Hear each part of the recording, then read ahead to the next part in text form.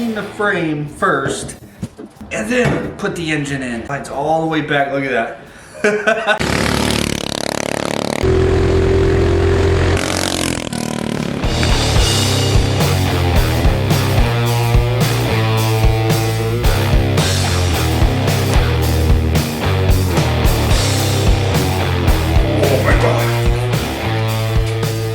So in the last video on this thing, we got a 420cc engine crammed onto this GMB100 frame from FRP. I know in the last video I mentioned to you that up next we're gonna be tearing this thing down, painting it and making it look nice. But I have another upgrade that we kinda need to do. Since being this thing does have so much torque for such a little bike, such a small wheelbase, right? I think it's gonna be pretty important to go ahead and extend this thing so that we are capable of actually putting the power down and be able to actually launch this thing without just always doing a wheelie on it. And what we've got here, ladies and gentlemen, is a set of 8-inch extension tabs, actually for the FRP GMB100, because these are made by FRP, which is really cool, man. They already have the arch in them and everything. All the hard work has been done, you know. Let's see here. So our extension tabs themselves, these are 8 inches, but we're gonna be moving that bolt hole right there where our axle bolts up all the way back here. Dude, that's 11 inches.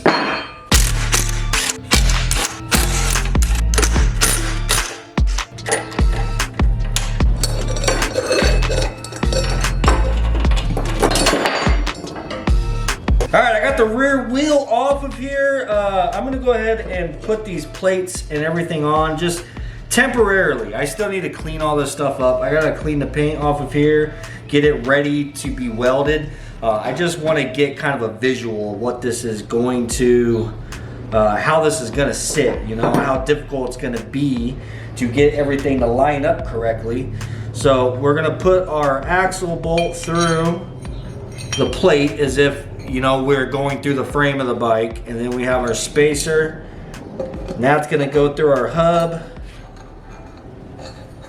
And you see, just as I thought, that spacer is not enough because the frame over here kind of has a spacer built into it, for lack of a better term. So you see, just sliding this in here with the spacer that I have, it comes in contact with the bolts on my sprocket, because the frame over here actually has kind of a spacer built into it, and I am losing that now unless I just cut those off and use those. Who knows? That would probably work, man. So as far as spacers, I am just out here in my nuts and bolts. Dude, this was the most genius thing I've ever done with my life. Anyhow, I figured honestly these lug nuts would really work. It doesn't fit over the bolt because of the threads in there. Like, I could drill those threads out and then basically cut this down to any length that I need. And what's nice is that end right there is tapered where it would sit against the bearing, which would probably just, you know, sit against the bearing a little nicer than just a standard spacer. But I've also found a couple of other things in here that kind of slides over that would be strong enough and work well, utilized as a spacer. Just trying to see, honestly, I think the lug nut idea is a really good one, but it's gonna be a lot more work whenever I could literally just find stuff like this, dude. Like, look at that guy. That does not fit, dude. That just barely doesn't fit. But I'll keep that out, just run a drill bit through it. Worst case scenario. See, that might be long enough. I would just have to drill the threads out. And then again, it has like that tapered edge on it that would sit against the bearing nicely. Oh, there's a lot of stuff in here. Many different options, you know? So I think I'm gonna go with the lug nut, dude. Cause like I said, I really like how it's tapered. And that tapered side would actually just sit against that race that's on the inside of the bearing.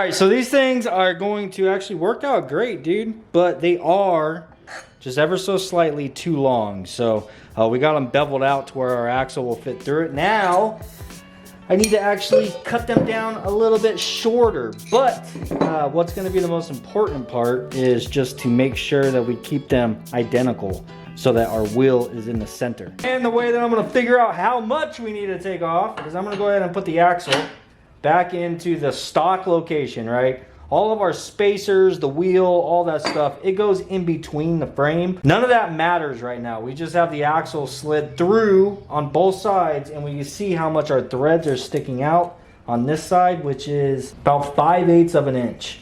Like right between 1/2 of an inch and 3/4 of an inch. It's sitting at 5/8.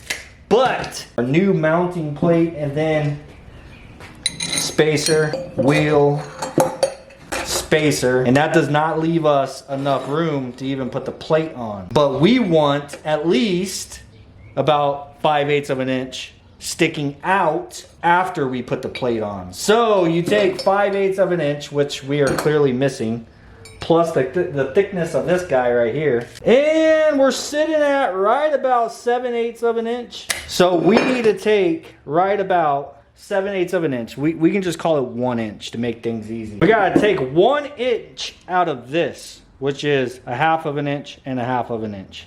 And then these things will be dead on freaking perfect, man. All right, so instead of trying to cut these things 1/2 inch down and make sure they're identical and all that, I ended up finding another set of lug nuts that are literally exactly 1/2 of an inch shorter than those ones. So that saved me some work. I had to drill them out, but it is what it is. Let's go ahead and try this once again, see if it works with these spacers. Clearing for days, baby! All right, now the moment of truth.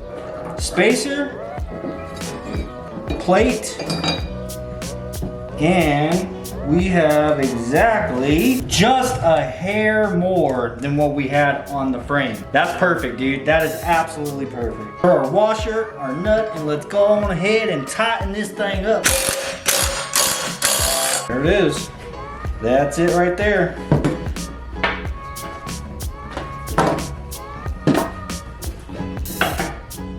All right, so just getting a quick look at how this is gonna be set up. Just kind of getting a feel for it, you know what I mean? That is one heck of an extension, dude. Looks to me like the brackets are basically, the way that I have it set up is they're gonna be sitting flush to the inside of the frame here. Right now, where I have it, they're sitting a little bit lower than what they need to be. So this straight edge right here needs to be straight with the frame. That's how I'm wanting to do it. Realistically, you can weld these on any way you want. If you want to lower the bike and put them up like this to where they're at a crazy angle, that would bring the frame down significantly if you want to lower it. I'm not looking to lower this bike. Whenever we did Braven's bike, we sat it down pretty low. And if I'm being honest, I don't know. I think that the stock ride height is better for me, like especially for cornering and stuff. I don't like whenever you just slightly tilt the bike and your foot pegs are touching the ground, bro. It's a little bit sketchy for me, you know what I mean?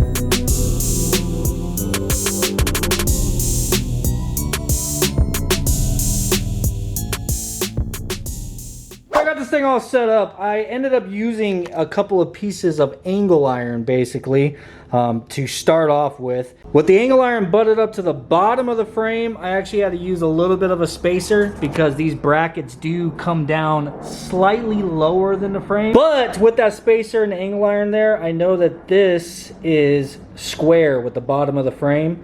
And then since it is angled this inside of the angle iron is sitting against the frame here, keeping it squared in that direction. And with it clamped in two different directions, clamped this way and clamped this way, I know that those pieces are being held straight with the frame. So that gave me a place to actually set the extension tabs flat down here, butted up against the frame, and as long as I have a clamp on this side of the angle iron, I know that that thing is square with the bike basically. So what I did is also I put the axle bolt in the factory location and then measured from that axle bolt back to our new holes, and it is just shy of 11 inches to the back of the hole on this side and on this side. That actually was a little bit off. 11 inches was centered on this side, where 11 inches is to the back of the hole. I had to bevel the bracket a little bit right there just so it would move in a little bit and that would be straight. So that has the axle straight in this direction with where the axle used to be. So from there, with the axle bolt in the factory location, I have it zeroed out on my angle finder. It is actually sitting right at 0. And then if you move it up here to the new holes, trying to be gentle so I don't move anything, up here to the new holes, and then put the angle finder on there, once again it is sitting at 0. So that means that the axle is also straight in this direction. So we have it square in this direction and we have it square in this direction. Yeah, dude, that's it, man.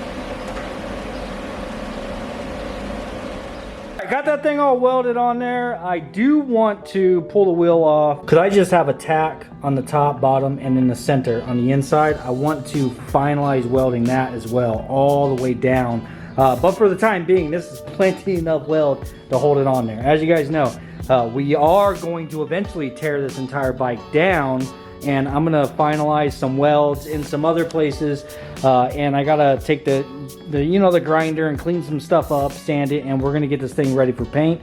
I can go ahead and do that whenever that day comes, but for now we do need to extend the chain, and I need to figure out if my brake is gonna reach all the way the hell back there, buddy. So I'm gonna clip these zip ties and basically just try to run the brake line probably up across the top bar and then down, see if that's gonna be long enough, fingers crossed.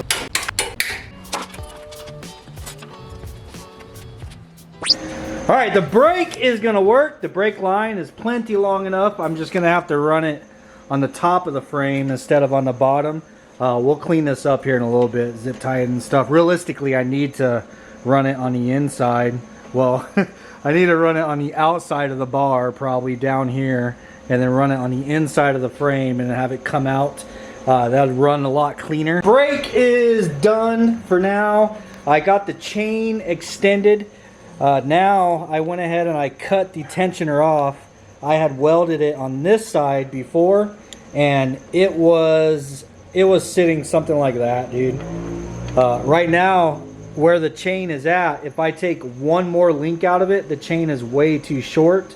So this is kind of the maximum that I'm able to, like the shortest I'm able to do with it. So I'm gonna have to utilize the tensioner. And it looks like moving it to this side right here will actually work out perfect. Get the chain up underneath there. I have it basically set as loose as it'll go. So weld it in something like that. And then we can tighten it up and get the chain nice and tight how we need it. So yeah, I'm gonna get that welded on, and then that's pretty much it, bro. We'll be able to try this thing out.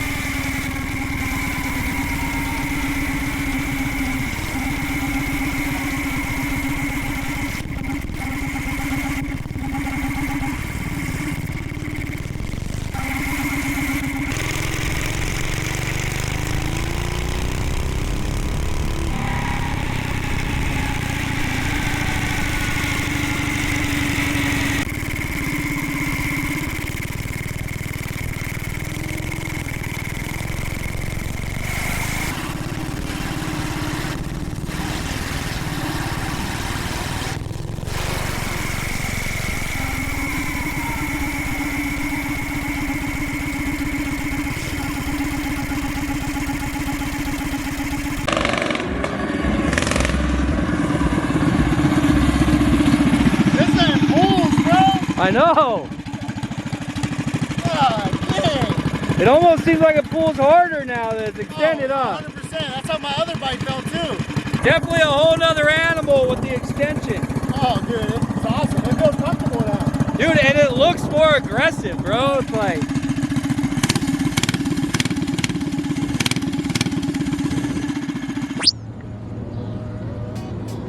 Guys, there it is, man. The extension is done. Definitely made the bike look a lot more aggressive. It handles the torque a lot better off the line. Though I will say, like kind of rolling into it down the street, it still lifts the front tire up, bro. This thing is just ridiculous with the 420 on it. So we still have a lot more upgrades to come for this thing. Definitely more to come on this. I hope you guys are enjoying this build. Of course, all of the cool FRP links will be in the description down below, as well as the Max Speeding Rods MXR 420cc if you guys are interested in that.